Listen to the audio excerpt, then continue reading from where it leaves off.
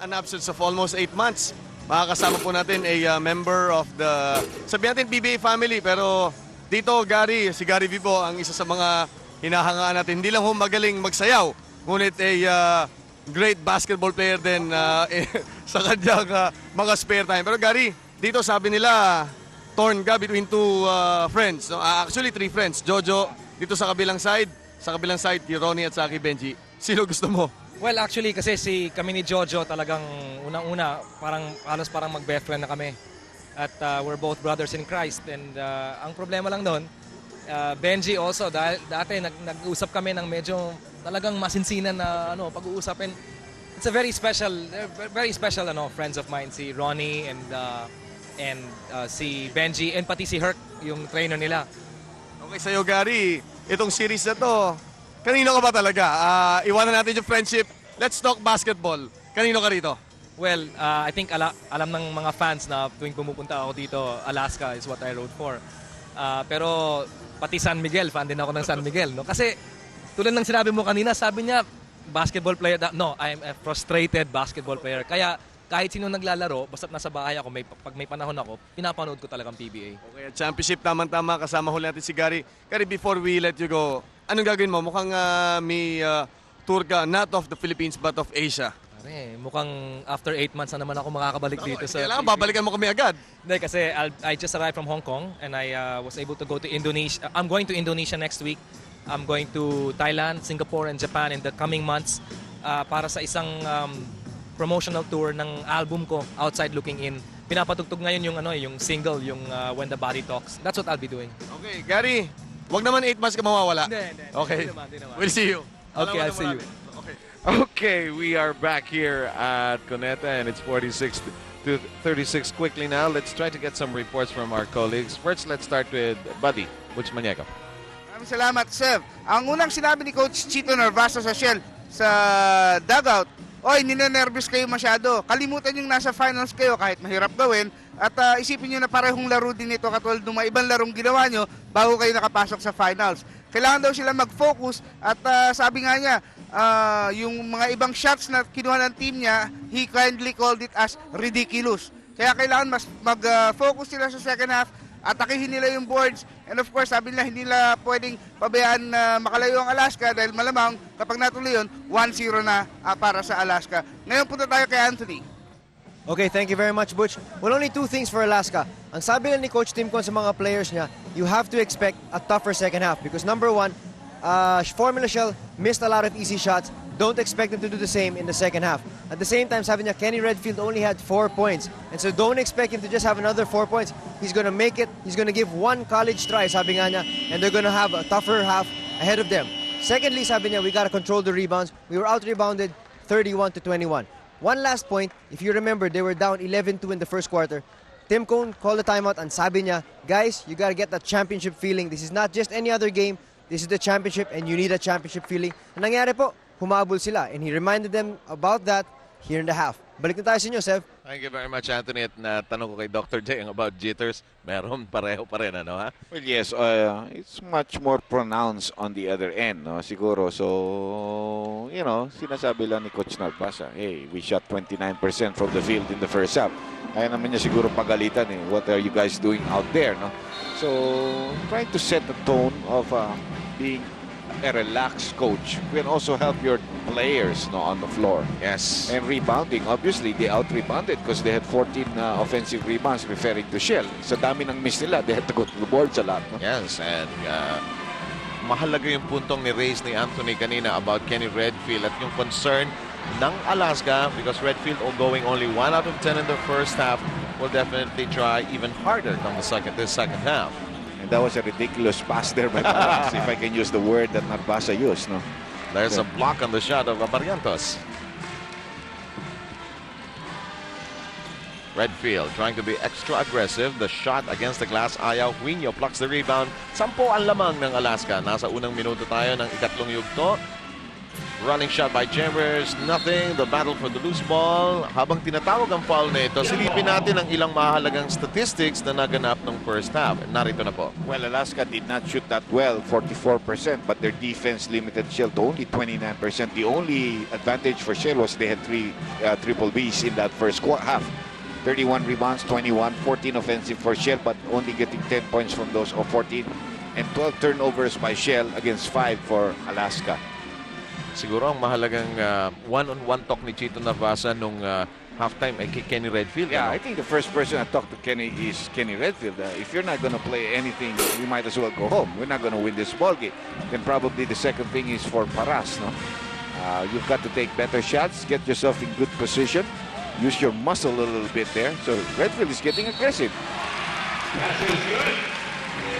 And Redfield, as predicted by both Dr. J and the report of Anthony Santay, now has 6 points. He averages 26 points, almost 12 rebounds, and 7 shots, 7 assists a ball game. Turnovers 3.4, expected for a guy who plays an average of 45 minutes a ball game. Finishes off the 3-point play. Lead is down to 7. A minute and 12 seconds gone by dito sa third quarter. Kenny Redfield's fan na may dalang banner na kasalagay Mr. Triple Double. Finally, nakatayo siya. Hindi siya masyadong Hindi siya nagtagumpay ng first half. nakakaporma. Good defense there. Quino pops from the outside. Gets it! Wala ka na rin masasabi ng Paras was right there, and Quino not expected to shoot an 18-footer, just did. At si Quino ay meron ng 7 puntos across his name sa ating score sheet. Narito si Johnny, antabay ang tatlo. Paglipad ni Chambers, merong foul. Picking up his third personal foul. At sa mga sandaling ito, parehong kupunan, meron ng tig-isang foul. There was a coincidence in the first half. Both teams were given 13 free throw shots and both made only 9 for 69%. So even Steven sila on that department. Terry Saldana, ibinaba muna ni Chito Narvasa. Binalik niya si Victor Pablo. Well, the reason why he took away Terry Saldana is he did not react on the offensive end. No? Meron siyang pinapagawa sa kanya, hindi niya ginawa. Now, Terry is not a very, I know him, and, medyo matagal minsan masaplay yan eh. Minsan nahuhuli sa play konti yan eh. So, kaya inalis muna ni Coach Narvasa. Oops, Agresibo ang depensa ng Alaska. but it's almost like a zone there because they're really guarding spots, not players. Pablo from afar knocks it in with a second remaining on the shot clock. Big basket and big substitution for Coach Narbasa because the guy just came off the bench and hit a shot. But buzzer beater almost, actually. Lead is down to 9. Alaska still comfortably ahead at this point. 9:30 ang oras na natitira dito sa ating third quarter. Same thing for Shell, guarding a spot. At si Quino may kontribusyon ng 4 na puntos dito sa third quarter. And 2 big long baskets, no? Hindi malalapit na shots yun. Son, Paras can't shoot that lazy jumper of his. Over now to Benji. He gets to shoot it. It goes. those shots are created by the point guard. You pretend you penetrate and you set somebody wide open. Exactly what Chambers did for Las Limosa at the end of the second quarter. 52-43, 8 minutes and 50 to play. We are in the third and the referee's whistle has just halted the Talagang action. mahuhuli ang illegal defense. I mean, both teams are almost guarding spots on the floor rather than guarding players. Parang nakakwadra eh. Ang formation. At unang nabisto ng mga opisyal ay yung Alaska actually na inabutan ng technical foul dahil pinamaan sila under the 25 second of the first quarter. Under the 24 second of the first quarter. Tapos tinamaan na ang warning ang Shell on the second quarter, and this one is a technical free throw shot for Alaska.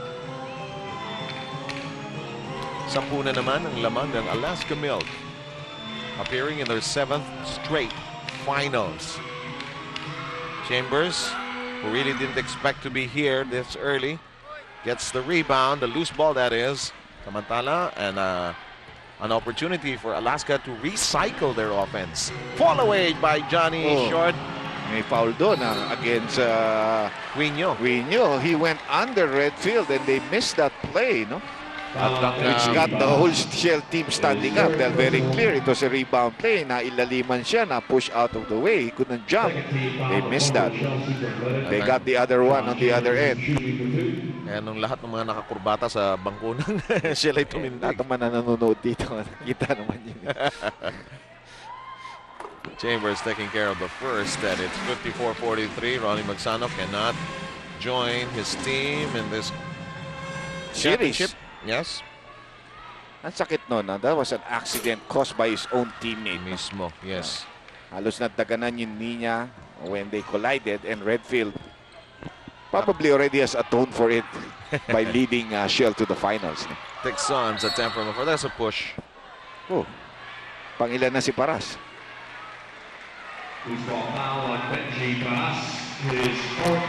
Apat.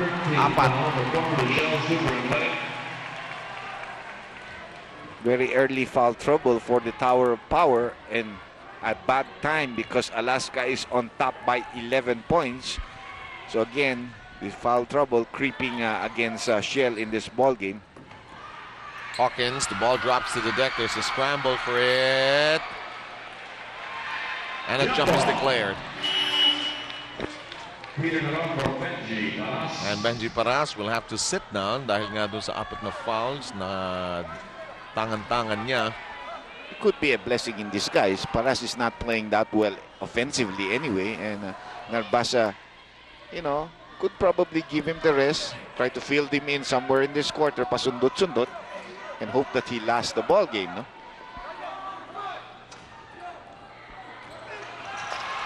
Johnny Abarrientos taking it away from the big guys. 7:45 na lang po ang remaining time natin.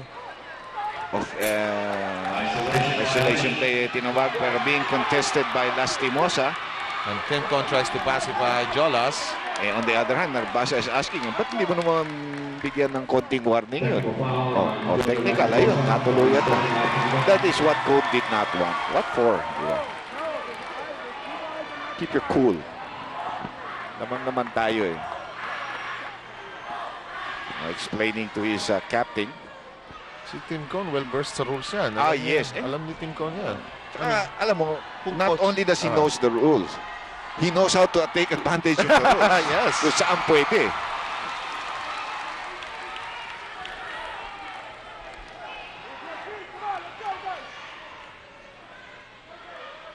And a missed free throw shot here by Richie Tixon. Still an 11-point lead being enjoyed by Alaska. Shell has really got to do something here in the next few minutes of this quarter.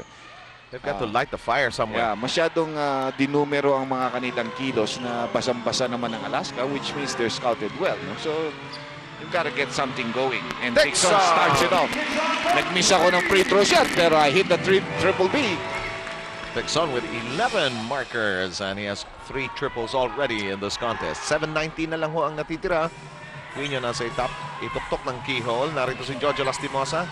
Nasilip niya si Johnny Abarrientos. Ang shot clock ay bumababa na sa 7. Pumoposte si Johnny. Pipihit, iikot, walang napuntahan, may foul.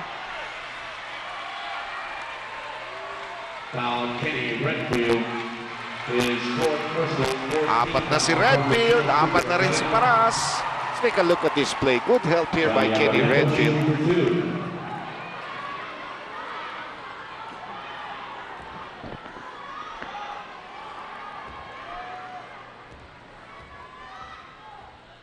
Natamaan niya sa kamay.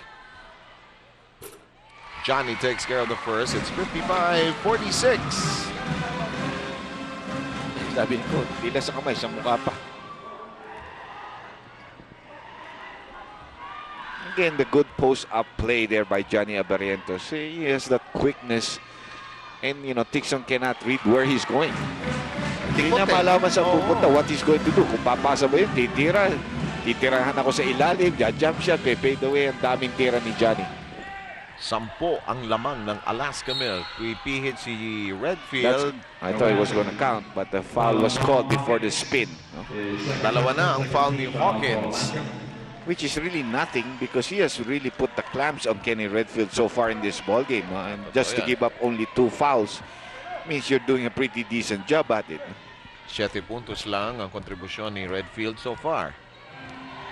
But hoping to get so much more. He goes to Jojo Lim, corner shot. Jojo's attempt won't work. Naron trying to fight for it. Jojo gets it back. Shell keeping possession. Yung mga loose ball recoveries. Pablo is asking for it, but Redfield has other plans. Finally gives it over to Pablo. Pablo backs up against Sueño. There's a foul. And it would be just a sideline inbound. Could have gone either way also. Nakita mo na hook ready Pablo si Edward Sueño. Natawagan lang yung unang hand check. Correct call. 6:33 left dito sa third quarter. Still a 10-point lead. As we see Chris Bolado being cheered on by the Alaska fans. Ba, lalaro na si Chris. So, paring Chris. Paring Bolado. Tira sa kanto. Alapo. Rebound ni Pablo. Kung sa larong turumpo yun, binatbat.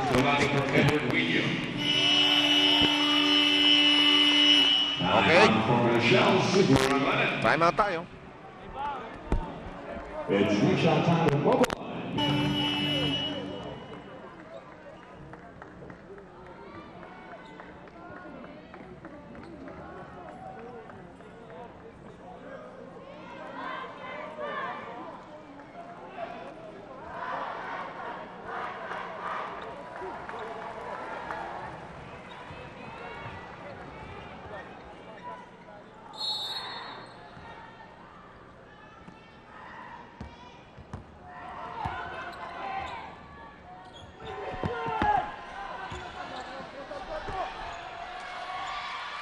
Ayaw ang tira ni Redfield. 10 ang lamang ng Alaska. 56-46 ang ating bilang. Nakakalahati na po tayo ng ating third quarter.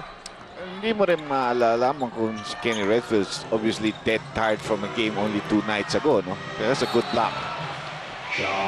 Natawagan, however, ng goaltending si Kenny Redfield, who really went high up to block that shot, no? So it's now a 12-point lead.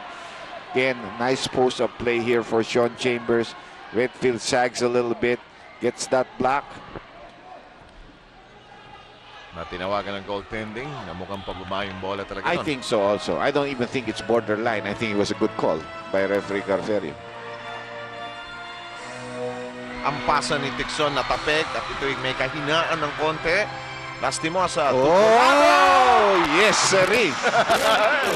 Ito na yung Alaska juggernaut. Paras is on the bench. Magsanot is in civilian clothes. And Redfield is I don't know where. And he's gonna drive hard. He can drive hard if he wants to, you know, but he's always been delaying his dribble so that Alaska has the opportunity to come and double team. I told you, hindi siya mahinto kung one-on-one, pero Alaska's not gonna let him do that, you know. Bakit mo ibibigay ang hilig ng tao, no? Of course, and he was too smart a coach to allow that. Oh, yes! Chambers, meron ng 21 points. Medyo tahimik siya no second quarter, only 2 points there. Subalit siya ngayon ay may 21 na.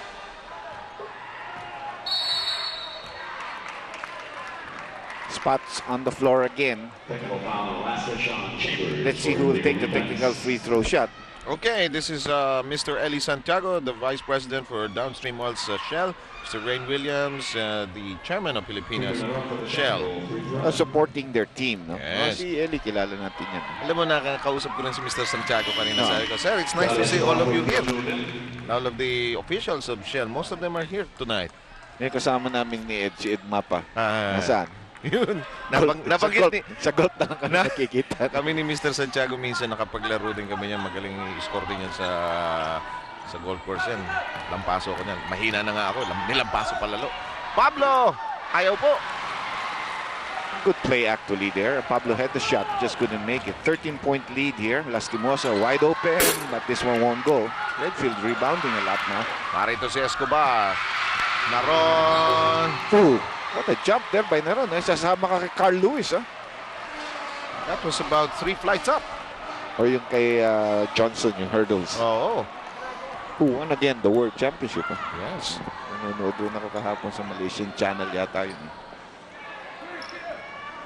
Hindi si Michael, the other Johnson, the one that won the 110-meter hurdles. with a triple team on one end. Johnny, ayaw. At tama yung observation mo kanina, Dr. J. Merong fire na kailangan maumpisahan itong Shell. Oh, he has a mismatch here. Let's see if he uses it. No, he waits too long. Oops. Hindi man sinasadya yun. Jojo admits and comforts the fellow Bisaya.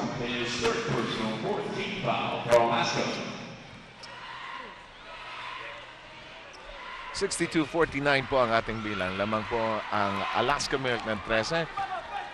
As we mentioned at the top of this broadcast, Formula Shell back in the finals after 4 years. Last time they were here, they won a title against San Miguel Beer. Coach then was Rino Salazar. Yep. Medyo matagal na yun eh. Parang nakakalimutan mo na yun sa tagal ng panahon. Pero it's not that they don't know how to win, no? They had a good start in last conference, the All-Filipino, but then they got shackled along the way. It was almost exactly what happened to Santa Lucia in this conference. Yes, no? And I remember Shell dun sa first conference na 6 straight losses sa semifinals. Si Las Limosa ay ibinaba muna ni Coach Tim Con. Humalili sa kanya itong si Jeffrey Carriazo. Well, Shell is hanging in there. You know, at this point, kahit ganun ang lamang, they're hanging in there dangerously close. 3 minutes and 39 seconds of the third quarter, 11-point lead. You know, you let him hang in there, and suddenly they could get a spurt going. Remember, Paras is resting, no? He's gonna come back with a vengeance. Si Chambers, ang kanyang assault, walang nangyari. Nakuha ni Paring Bulado. 8 seconds na lang sa shot clock. Sabi ni Johnny, bigyan niyo ako ng daan. Ayaw pumasok ang tira niya. A little bit strong on that shot.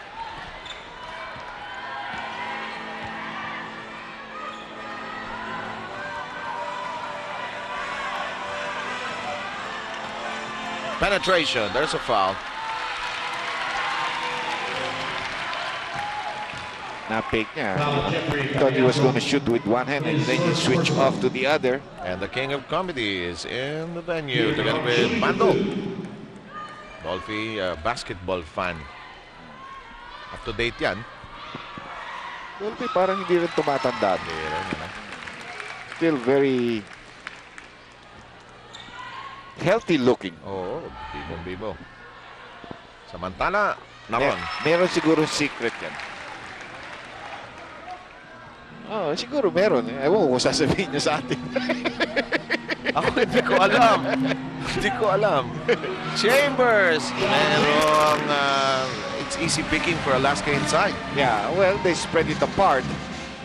And all of a sudden, you have that twirl by Chambers, and you have a great passer like Johnny to get the ball to him. Dadating yun.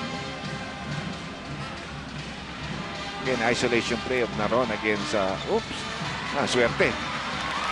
Lumusot, no, sa kamay ni Volado. Yung backspin. Yeah. yung bola.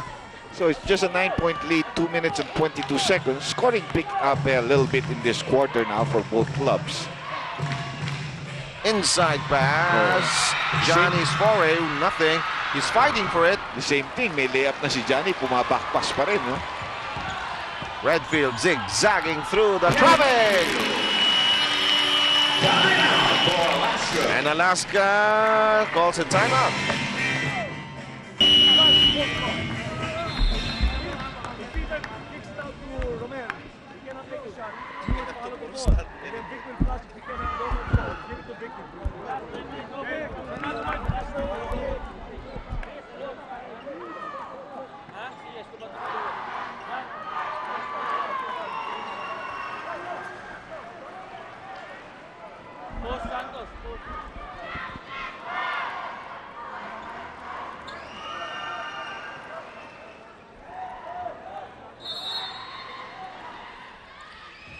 (64-57) with 2 minutes and 2 remaining in the third. Well, a mild rally could turn out to be a major uprising before it becomes a rebellion. So Team Cook calls that timeout and tries to get his team back in order here. Teka muna, guys. Johnny brings it inside. Hawkins, huminto, ang pasa. Good Chambers is blocked. And off the ensuing play, nagkaroon ng foul. Alam mo, Dr. J, napapansin natin ang body language, no? Yung kay Chito Narvasa, ang kanyang concern is fire, eh. Yeah. You got to get the intensity. You know, porket nanalo tayo ng isang araw, that's only the first part of our job. You know, we've just got to keep on pushing. If we challenge Alaska, you know, the more that we're gonna put pressure on them. Right now, they're playing without pressure. Kaya ito, at this point, they're making their comeback. Paras is on the bench. Like I said, pagbalik niyan, medyo manggigigil yan. You know, it could be for the better of the team. 2 for 2 by Kenny Redfield, and the lead has been whittled down to 5 from a high of 14. 64-59, 1 minute and 35 seconds left in the third quarter. Penalty situation ng Alaska. Ang Shell meron pa isa to give. Hawkins with that pirouette, the inside pass almost lost. The shot clock down to 4. What a dunk there by Bolado. Yabadabadoo. Pwede yan, Fred Flintstone. Yes. Yeah, Wilma. Sino si Wilma? Sasabihin ni Baka Chris. may makilala akong Wala akong kilalang Wilma. Oh, an air ball from 15 feet by Naron, but hinawakan ni Bolado before it went out. Big break there for Shell. Yes, but we'll take first look at the dunk. Hindi naman mapapagalitan ni Coach. What a dunk there by Bolado at that stage. And this was the following play. Ito. Hindi pa nag-outside. Ayan, hinawakan ni Bolado and he goes outside. Pablo leaping for it. Kicks it outside. Here's Redfield. Shot clock at 20. 50 seconds to go in the quarter. Off the turn. May foul. Hawkins na naman. Hawkins is 4. And they are in the penalty. Pangwalo na ng Alaska yun in this quarter while Shell has 4. Now it's Shell trying to knock at the door. Well, Redfield has improved his offensive game in this quarter. At the same time, he's getting a lot of benefits from the free throw line also in this quarter. Kaya nga medyo nakabalik na yung team niya. If he's silent, they'll also be silent. 11 of his 15 points have happened in this third quarter, which is now down to only 47 seconds. Now he's an 26, 27 point average type of player. Ayun naman si Bulado. Pero nandun na si Escobar. Chinalin siya. That shot doesn't work, and Shell picks it up in the hands of Peter Naron. Naron will slow it down and wait for the rest of the crew. Correct. They have no need to rush. There are 2 more plays coming up for us here, Jim. Redfield. 3-point game. Buhay na naman ang fans ng Shell here. Alaska a little bit silent, but they have the last play here. They could have the last say in this quarter. Shell players talking about the foul that they could give up. Kanina hindi nila nagamit sa second quarter yun. Naka 3-point shot pa sila sa Timosa. But Redfield is not going to give it up. Volado, no. In the hands of Escobar, and Shell at the fire. Going towards the end of this quarter. We'll have 1 more to go.